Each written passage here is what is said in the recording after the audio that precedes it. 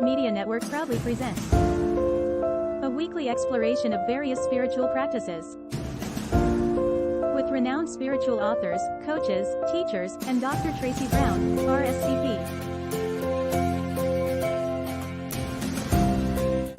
And now, here's Tracy. Hey everybody, Tracy Brown, and it is time for another episode of Poetry, Prayer, and Practice, where we talk about and explore and even experience the spiritual practices that lead to lives we love. And I'm really feeling great about today's show. I'm going to start off with sharing some insight from one of my favorite spiritual sheroes and bridge the conversation from last week to today. And then I'm going to be able to share a conversation I had recently with Australian poet David Tensen. And after that, we'll do a little devotion. We'll share a little devotional together as a spiritual practice. So hopefully that sounds interesting and maybe a little intriguing to you. And let's just do it together, because that's what we do as part of Poetry, Prayer, and Practices. We share the experience together so that we can learn more about different spiritual practices and how we can use them in our lives. So last week, the conversation was about living happy, being happy as a spiritual practice. That happiness is a spiritual practice, or could be. And in the session we did together, I actually shared some tips about how to really turn being happy, living happy, into spiritual practice. And the next day, I came across a reading or some writing from Sarah Flowers that was just a perfect match. I found myself thinking, oh, I wish I had this yesterday.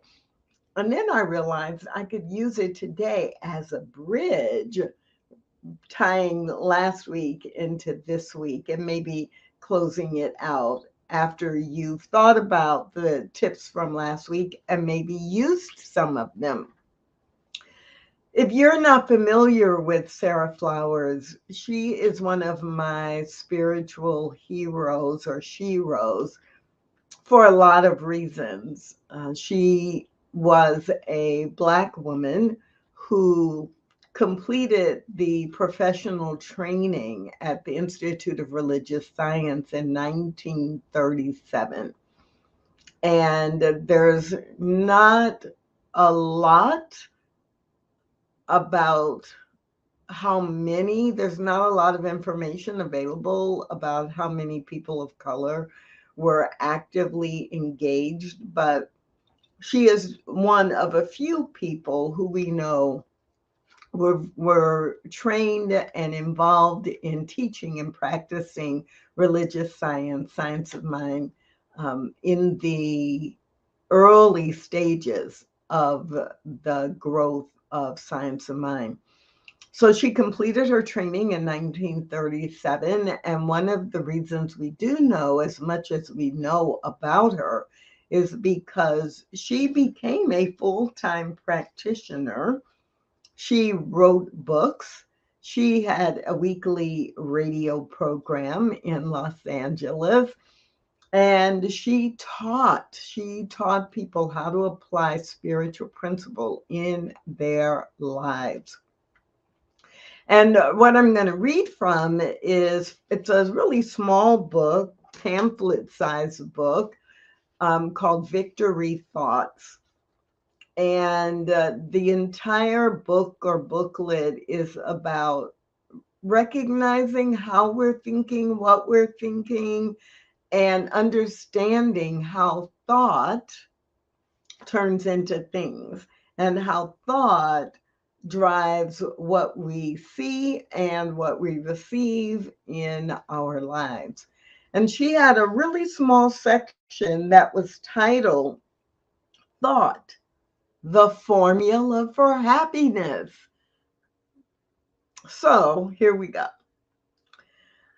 Thought, the Formula for Happiness by Sarah Flowers. A continued stream of good thoughts brings happiness, such as love, goodwill, and other positive conditions. Why? Because the stream is cleansed as it flows, much as water is purified in flowing. Thoughts that bring misery, sickness, inward emotions, nervousness, and bankruptcy represent the continual stream of negative thoughts which gain force and power as they are nourished, and thus they bring unhappiness. Our thoughts are etched into our faces and display our characters. The careworn, fearful faces of anguish reflect the negative thoughts of the individual. Why not reverse this by standing before a mirror as many times a day as possible, using positive affirmations of love, peace, joy, and goodwill, while performing facial exercises designed to reflect the peaceful and cheerful attitude of the mind. This will improve the facial appearance, remove wrinkles, and put you into a spiritual frame of mind which will reflect the inner glow and the positive thoughts entertained. As I look upon the faces of mankind, I can see the degree of spiritual qualities represented by those individuals. And it may seem a little silly, stand in the mirror and practice looking happy and saying positive things. But we know in New Thought that our intentions are one thing, and the way that we live in alignment with those intentions and the spiritual qualities makes a big difference.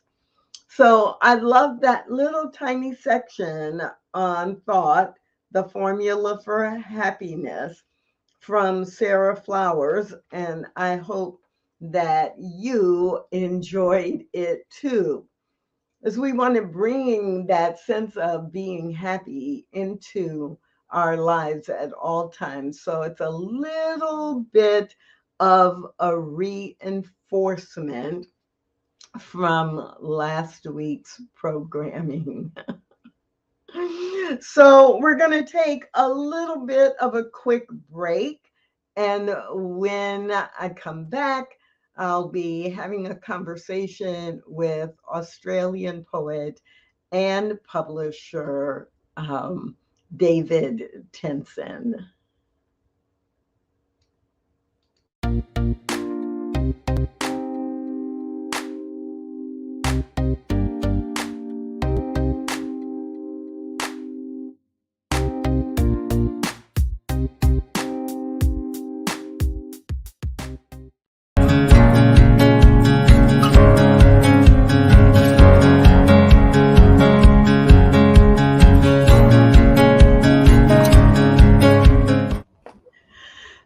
So I'm sitting here with David Tensen, and even though I have not known David Tensen for even a full year, he has become one of my favorite people. Aww. For so many reasons. And so I'm so glad, David, that you said yes and that we get to talk about at least some of my favorite reasons for knowing you, things I've learned about you. And I bet I'll learn some new things in this conversation. Lovely to be here, and great to be with you, Tracy. Thank you. Yeah. You know, when I have people come on the program, I am always reminded that I need to say, this is like a private conversation that we just happen to let a few thousand people Mm-hmm. eavesdrop on. Mm-hmm. Mm-hmm. And so, you know, it's informal and we just get to dig a little bit deeper.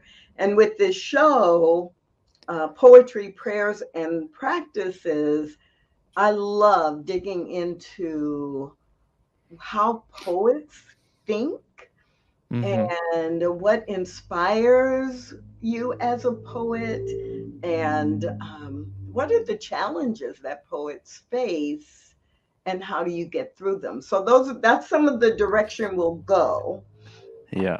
but I'm well aware that people don't know who you are. So give us the 2 minute.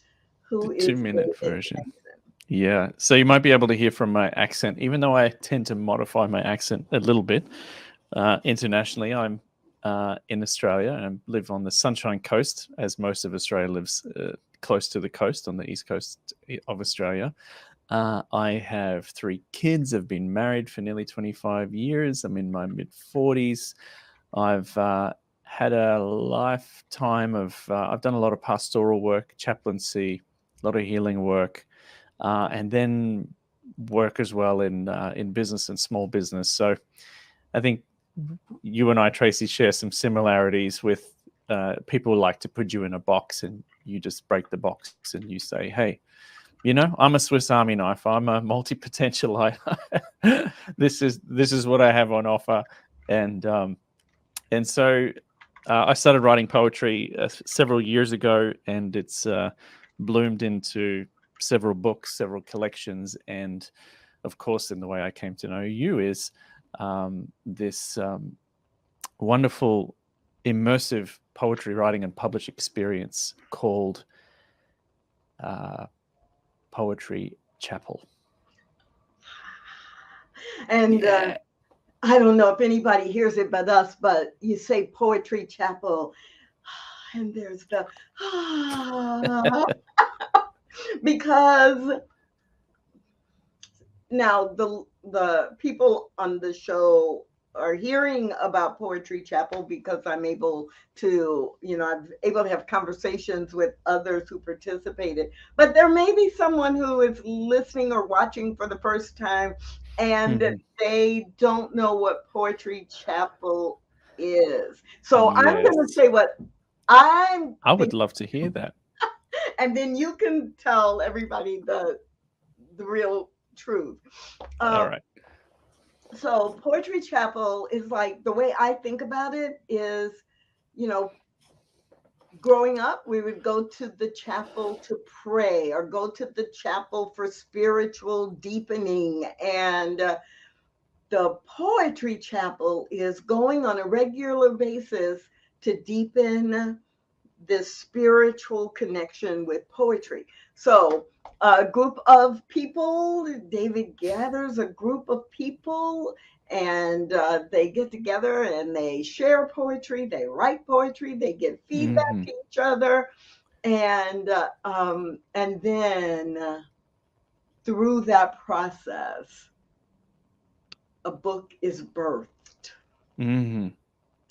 of these poets. And so there are other things I could say about it, but that's like, for me, that's one way to describe it. So why don't you describe Poetry Chapel, since you are the one who created the concept? Yep. So I have probably the easiest way to describe it is to tell you how I got here.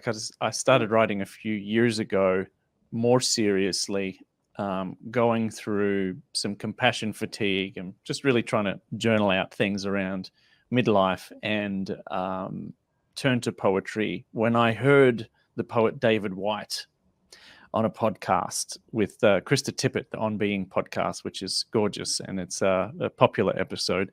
David White was a friend of John O'Donohue, another poet, and David White read out this poem called how does it go? half a step into self-forgetting and the rest made up by what you'll meet. He read this poem out and it struck me and it just got me and it just sparked something in me. And I knew this was for me. So wrote, published. I had a bit of a following anyway on Facebook, etc. Long story short, I ended up meeting Paul Young. Paul Young wrote the book The Shack. He was in Australia. Yeah. And I read a poem out at a little conference and he said, "Have you got any more? That was amazing." And so we forged a relationship and he said, "You have to put these in a book." And so about a year later, during COVID, I published a book. Now, I was going to go through a publisher. He had people lined up, but COVID came. Everything got shut down. And I thought, I'm just going to self-publish it. And I have a background in tech and IT and marketing. I don't know anything about it. I'm going to go and self-publish this book. It was the best thing I did. It led to another book not soon after that. So the first book was called The Wrestle. Then I wrote a smaller book. So I wrote Your Poem, which was all about were poems for people that wrote to me their stories. And I wrote poems for them. And I fell in love with not just self-publishing, but writing to publish and sharing and the impact that had on people's lives and the meaning for me and getting my life out there in a memoir. And then I wanted to write another one, but I was like, it gets kind of lonely, actually. Like some people love that, but I have this social side, this networking side, and I thought it'd be cool to write with some friends. Because what happens, Tracy, is once you start writing poetry and you write a book, everyone wants to send you their poems. Can you check it? And I don't mind if you edit it. And I'm like, where do you think my time's coming from? So I thought, why don't I just put it out there and see if people want to write a book with me? And that's how it birthed. So we caught up. Now I have a background in therapy and other things as well. So I know how to create a sacred space. I know how to run workshops with adults. So we just started and it was profound. The impact on people's lives was most profound. And in one of the sessions during lockdown, a lot of people couldn't go to church anymore or stopped going to sort of standard Sunday church. But a number of them said, "David, this is better than going to chapel." And so that's how I come up with the name Poetry Chapel. And it's a registered trademark now. We've just published our third book, which is Bouquet of Stars, which has your poems in it. But the experience was truly transformative for the people involved. Not just that they learnt how to write poetry, but that every week they would come after a prompt and they'd bring their poems to a group of people that they got to know week after week after week, with a seasoned and host poet running it. For me, I was the host poet for the first two books, and Shalane Harkin was the host poet for Bouquet of Stars that you were part of. But you would come and you would break off. I describe it as breaking off some of the bread of your life and sharing that around and having everybody taste and see and savor what you brought. And we not only taught people how to write poetry, but also how to listen and how to read, because after a while you start reading one another's poems out loud. So it becomes this very sacred, special experience for everyone involved, including the host poets. You know, Shalane said, "I had no idea the impact this would have on me." I said, "I know, it's a beautiful experience." And then we publish everything in a book. So they're all published poets, and that book goes out worldwide, and it's just a joy. So I'm going to keep going for as long as I'm able to host them and bring them in. Yeah, and it really is the experience of writing together and being vulnerable together, and getting feedback, because a lot of times you write as poets will write, and we are sharing the way it comes through us or the way we think about it. And you don't really adapt it for others, but if you read something or someone else reads your poem out loud and they're like, they get stuck because it doesn't make any sense, outside of your own brain. It's great to get that feedback. So I'm glad that you are planning to continue to, set up and coordinate and facilitate additional experiences of Poetry Chapel, so people are aspiring poets or are established poets, and like that idea, like you said, of being with a group versus only doing it yourself, and really encourage them to track you down Yeah. at poetrychapel.com and see Yeah, when the thank you. next group is going to be available.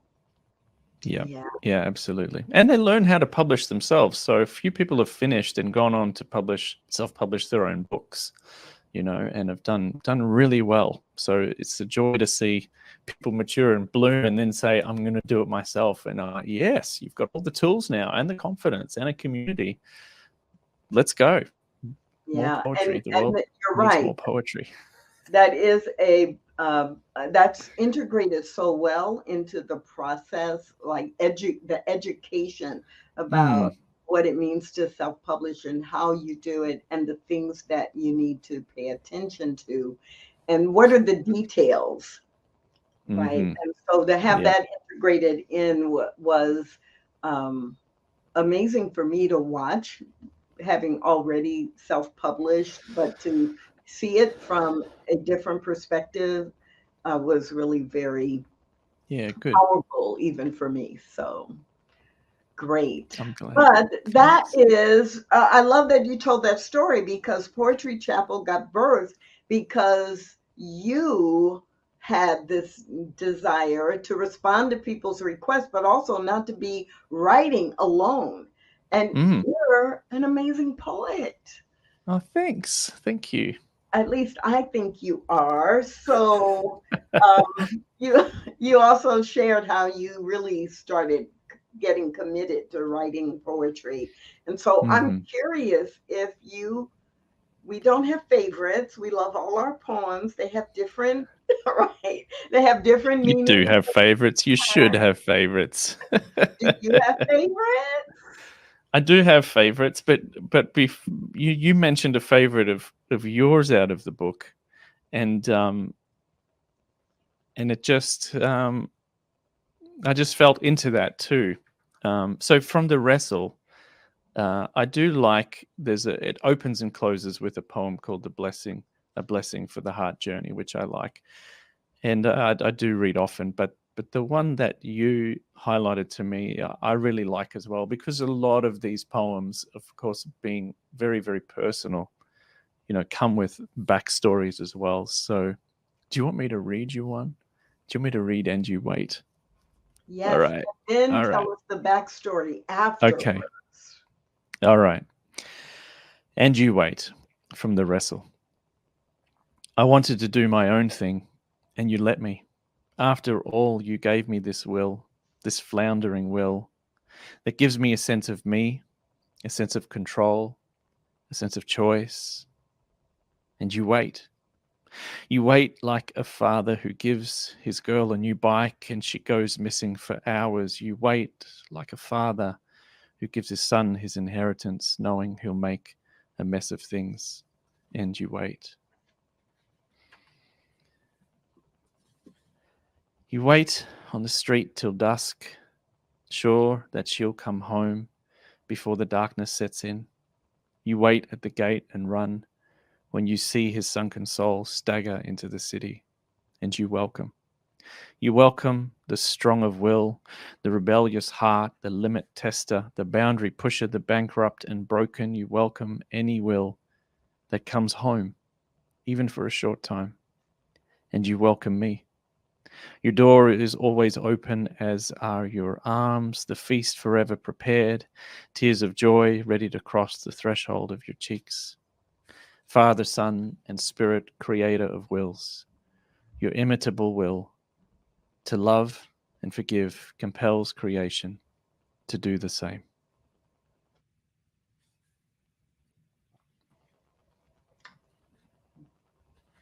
My favorite word is wow.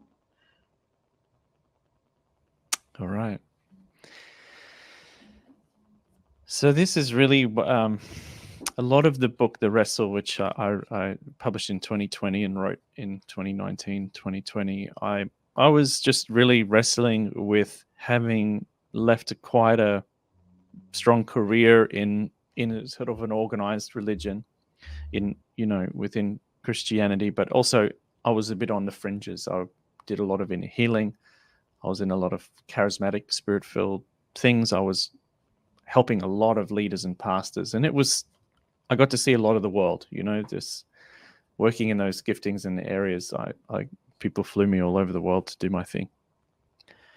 But as you go through this, as some of us do, you can go through these seasons of deconstructions and crises and times where you have all these big questions. You begin to wonder, if I go and make these decisions that should be part of my new forming, will the God I know be there when I return? And so a lot of the wrestle is me wrestling and reframing and rediscovering and talking about how I discovered God as being the God of my 40s is very different to the God of my 20s and even my 30s. And I love Thomas Keating, it was Thomas Merton, who said, if the you of 5 years ago doesn't think the you of today is a heretic, you probably haven't grown spiritually. And so there's a lot of poems here that are kind of on that threshold edge, but also an affirmation and confirmation to say, wherever I go, wherever I head off, if God is a Trinitarian loving being, I use Father here as is common in the Christian faith, but if I can go off and I do my own thing, because I do have a free will, and if I do my own thing, do you just shut the door? Or will you always welcome me back? And if you know the text of the prodigal son, right, that is the father who gives his son as inheritance, and he makes a mess of it. And I love the story because when his son returns, the father runs to his son, not only because he's happy to see him, but to protect him. Because if you grew up in that time, if you know the history, if a son leaves the father, he's dishonored the father, and if he's taken the inheritance, he's basically despicable and he's worthy of stoning. So the father protects him. And so it's almost always this reminder, the poem's a reminder that wherever I go, and whatever I try and whatever I experience, whatever my free will and my journey, wherever it brings me, God always waits in God's form and in God's way. And I think that also grants us freedom to love and forgive and do the same, even as a parent. It is definitely a model for how we say we want to live, if we are applying the depth of spiritual principle. And so, if we say that, God is all there is and free will is a part of the deal, it is that question of, one, do I really believe that? Do I believe God is love? And if I believe that, then in spite of all of these other things that a human being might turn away from, if the God I believe in is what I say it is, then there is no turning away. And so, I love, one of the reasons I love that is because, I'd love to know what it meant to you. Well, you said it. I mean, so in reading it, there's both the human and there's the divine. And there's the human experience where you want to react a certain way if your daughter does this or your son does this or any person and the subtle reference to the parable of the prodigal son, the story in the Bible, and the way you pulled it together at the end, and having it come back to, right, God's example or the principle is what compels me to do the same, to be forgiving, to be loving, to walk my talk, to know that people will do things that I wouldn't like for them to do, and and hating them is not an option. I can protect myself, and I can, create healthy boundaries, but that's different than saying you are of no value. And I will not ever engage with you on any level. And, all of the things that our humanness wants us to do. Yes. Yeah. So I love that. And I love that it is, I'll wait, right? I'll wait. Yeah. Create that experience and to demonstrate that love. On waiting, do you find in your spiritual practice that's a key for you? Yeah. What does that look like for you? No, yes and no. So when I think about from a spiritual practice point of view and a spiritual principle point of view, I believe there is no time and space in God, in spirit. And so the idea of waiting for something to happen in the future, when I really think it is already complete in the mind of God, it is already complete in the universal mind. And there is a process of that organically pulling together all of the human pieces of the puzzle for me to actually experience it. But I actually believe it's already, everything is in place to unfold in the way it's supposed to, not as fate, but in alignment with what I am choosing or what I am directing the energy toward. Gotcha. Yeah. Fascinating. So, for me, the waiting is not, it's like I know it's already complete. Whatever it is I'm intending or done. Yeah. Yeah. Are there any other favorites you had in the book? Any 20 other favorites in the book? Talk about, so I wrote you a poem. Oh, yeah. Just talk about I just find the concept fascinating. Yeah. So one of the things that is really good for developing your craft as a poet is finding prompts, things that excite you, things that spark you, things that serve as a muse. And for me, being somebody with a very, if you want to talk in sort of chakra systems, my solar plexus is very open. My emotional sense is open. I'm empathetic. I'm HSP. I tick all those boxes. So it's very easy for me to crawl into or get sucked into someone else's story or emotions and read it as my own. And so having sat with people for thousands of hours in therapy, I just had to create a way to separate stories. That's a bit of the background here. So some of my best prompts and things I work really well as a muse are people's stories. And so even in the wrestle, there's like the poem for Glenn, my friend who lost his 19-year-old son to an aneurysm. There's one in there called The Convocation. And that actually, if you read between the lines, it's about a friend of mine who went through a really messy divorce. And so I thought, why don't I put it out there? This is at the start of 2021 on Instagram. Guys, send me your stories and I'll put them into poems. And so my inbox flooded. And I think at about 3,000 followers or 2,500 followers or something, my inbox flooded up, and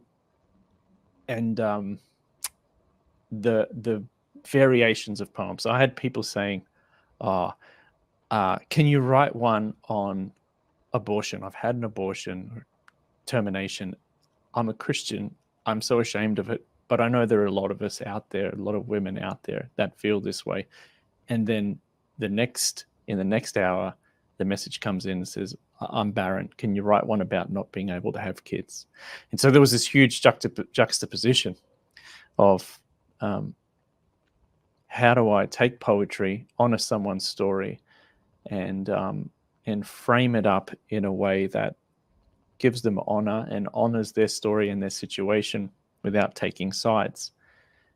And I like what David White says, is poetry is a language that you don't need to defend because it's an art form, you know. This is not a theological statement. It's not a moral or ethical statement. It may talk on those things, but I'm not here taking necessarily an overt position that you could argue against, which is also why I like poetry. So there are poems in here. There was probably the most difficult one I wrote was, there was one called For the Pastor Who Nearly Died by Suicide, and 2 pastors wrote to me who had attempted suicide. And one was a dear local friend, and another one from a gentleman, an author called Steve Austin. And I wrote the book, I published it, and later that year he successfully gave his life back to God through suicide. There are poems in here for the foster mums, people with postpartum depression, artists who have had PTSD, ACOA, people who are adult children of alcoholics, people who were abused in the church, people who came to church in the wheelchairs, divorced, betrayal. It's got a bit of everything, everything in it. And it's a book that's dear to me because every poem has people's stories behind them. Yeah, and I love the way that you titled them, the majority of them, right? Well, this is yeah, because and this is the thing with poetry, and then we learn this, teach this in Poetry Chapel. You have to pity the reader, and some poetry is so vague. You have to it helps to give people an idea of what they're getting into, a bit of a foundation. And so all these titles are very, very apparent, you know, for the pastor who nearly died by suicide, or for the one who comes to church in a wheelchair, or for the one whose confession set her free, for the one who was taken advantage. Yeah. So that's why I called it So I Wrote You a Poem. For the woman waiting for a man to marry, for the one recovering from fatigue. I'm just adding a few more because I know there are some people watching this who need this book, who need this poem, for the mother who worked in emergency services. Yeah. And yeah. Should I read one? Do you want me to read one out? Yes, I do, of course. All right. I just open up to this one. This one seems right. For the one with postpartum depression. Oh, the expectation. God knows what we wouldn't give to spend our lives 2 + 1. And I waited so long, and then they came, 2 lines on a test. And then she came, a baby girl. And then it came, postpartum depression, like a debt collector for my dreams. Opposing all the joy and hopes I had of being the happy mother my girl needed, others needed, and I needed of me. And I know God is with me, and for that reason I won't lie. These are not the best days of my life. Like the oldies at church say, they are difficult, dare I say terrible at times, as my whole being adjusts to what is, for now, twice as hard as I imagined. And some days, the bright and shiny me I dreamt of makes a guest appearance, but her smile seems staged, prescribed, and pretend, like she's holding to an ideal and not a growing child she broke open for, endured for, and loves as fiercely as I do now.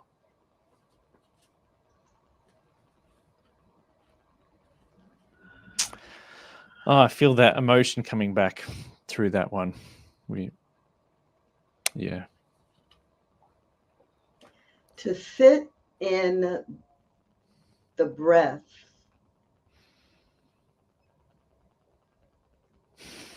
after any poem, but especially one like that, like just to let it soak in for a minute. And I find that I do that a lot when I'm reading your poetry, that at the end, I just, and that is why I wanted you to be on Poetry Prayers and Practices. So our time is winding down, and I do have a question that I'm just curious about how you would respond. As a poet, how do you see or feel poetry is a spiritual practice? I think there's two ways I'd answer that. First of all, it's just kind of a little bit maybe drab and academic, but a lot of people don't realize how many religious texts are actually poetry. 1/3 of the Christian canon is poetry. We're not just talking Psalms, we're talking 1/3 of it. Many of the prophetic texts and others are poetry. Mark Oakley, in his book The Splash of Words, which is a beautiful book, unpacks this, and he argues that poetry is the language of God. It sneaks past the dragon. It sneaks of your mind. You know, it gets you before you know what you've read. And so, as a spiritual practice, as you said, I think it's almost apophatic. It's as a prayer practice. You know, it's what it doesn't say. It's all the white on the page. It's not just the black. It's not just the writing. Everything that the space that it creates, the in between, the way it hits your heart, I think, is deeply spiritual. Most poetry is, and as I heard Ethan Hawke say, the actor, say once in an interview, he says, you know, it stops becoming a luxury item, particularly when you are going through tough times. Poetry becomes essential. Arts become essential. And so I see, for me, poetry is an essential part of my spiritual practice, not only writing it, but reading it. One of my favorite books is actually a collection by Daniel Ladinsky called Love Poems from God, and it has just poems from St. Francis of Assisi and Hafiz and Rumi and St. Catherine of Siena. And this is, I'm going to be honest, I picked this up more often than the Bible. You know, it was poet Robert Bly who said they should have replaced a lot of the Old Testament and New Testament with some of the poets from the last few centuries, because they had it might have saved us from a lot of mess and allowed people to lean into their own spiritual selves. Yeah, I love that particular Ladinsky book as well. I pull it off the shelf regularly. Well, our time is about up, and I wanted to go on and on. So I think that just means I'll have to bring you back in a few months. Anytime. Get an update of what you're doing. So thank you so much. Pleasure to be with you, and thanks for the conversation, Tracy. New Thought Media Network is on the rise. We're looking to grow with you. Do you have technical media experience, or perhaps a desire to learn? Are you willing to volunteer your precious time and attention? We share this message to benefit all. If you possess a computer with a camera and a microphone, we will share our knowledge with you. Behind the scenes or being the star, let us bless our one. Contact us at info@ntmedia.org.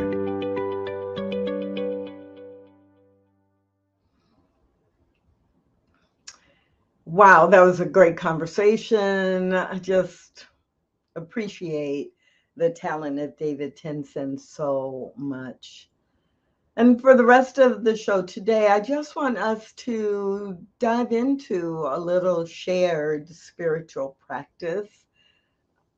There is a book, Guidance for a Spiritual Journey, that was made from collections of writing by Dr. Daniel Lee Morgan, a real trailblazer in the religious science movement and in growing centers for spiritual living for decades. For decades, he was very actively engaged as an educator as well as the senior minister for Guidance CSL, or Guidance Church of Religious Science, for 40 years, I think. So for a long time. And so in Guidance for a Spiritual Journey, it is a daily devotional. So there's a devotion for every day of the year. And I thought it would be really cool for us to just ground our day today in the devotional for February 7th. So take a deep breath.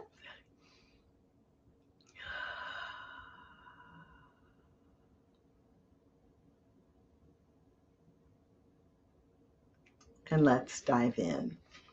February 7th, the title for the devotional today is The Fullness of Life. It's been said that we have the technical know-how to stop all pollution and completely clean up our environment. And that what we lack is not knowledge, but the will to act on what we know. With our practice of spiritual mind healing, we can learn what we need to know very quickly. The thing that takes time, work, courage, and perseverance is developing the willingness to allow this great spiritual power to do its work of right action, right guidance, and right decision in our lives. The clearest and simplest statement of truth is, quote, "It is done unto you as you believe," end quote. And science and philosophy have never been able to define life. Paul says that if I join me to Christ, I will have life in its fullness. It will be true and genuine life. It will be life complete. Human nature finds real life by union with the divine. The affirmation for today is this: I know that today I am building on an eternal foundation, one that time cannot delay nor circumstance destroy. Boldly I proclaim, I do not live by bread alone. I declare that divine presence encompasses me and everything that I do. My authority and effectiveness rests in the action of the law of God and not on me at all. Just the same as the authority I have to use gravity and its response does not depend on me as a person, I acknowledge it and go lightly and happily on in my life. And he closes the devotion with this: Light of my life, let me eternally let you shine, shine, shine. Dr. Dan. So that's our time together today. I hope that last devotion really took you inward to that remembering that the fullness of life requires union with the divine. And as we go through the next week, the coming days, let's look for opportunities to remind ourselves that we are, the fullness of life is available to each and every one of us. We just need to recognize it and use it. So what's coming up soon? I'm going to be featuring more of the authors and the poets from the Bouquet of Stars book that we referred to in the conversation with David Tensen. There's a panel coming up of several people talking about the power of prayer. There's going to be a program we've outlined a program that's going to focus on choosing a prayer partner, how to do that, what things to think about, what things to look for, what things to share about yourself to make sure that you get a really solid match with a prayer partner so that you can support each other. And one of the other hosts of another show on the New Thought Media Network, Reverend Melissa, will be stopping by and we'll be hanging out talking about spiritual practices. And the other thing that I'm working on that I'm really excited about is a series of segments that I'm calling Spiritual Practices Makeovers, where we'll be talking to people and they'll be sharing what they currently do or what results they would like to get from their spiritual practices. And then right on the spot, we'll be doing some makeovers. Like, here are some spiritual practices you can use. Here's why they work. We'll try some out. And I think it's going to be really, really fun. So remember, every Tuesday at noon Mountain Time, right here on the New Thought Media Network, please join me for Poetry, Prayer, and Practice. My name is Tracy Brown, and I'll see you again real soon. Thanks for watching. Join us again next week, or watch on demand at www.ntmedia.org or youtube.com/New Thought Media Network. New Thought Media Network, positively inspiring. Learn more at www.ntmedia.org.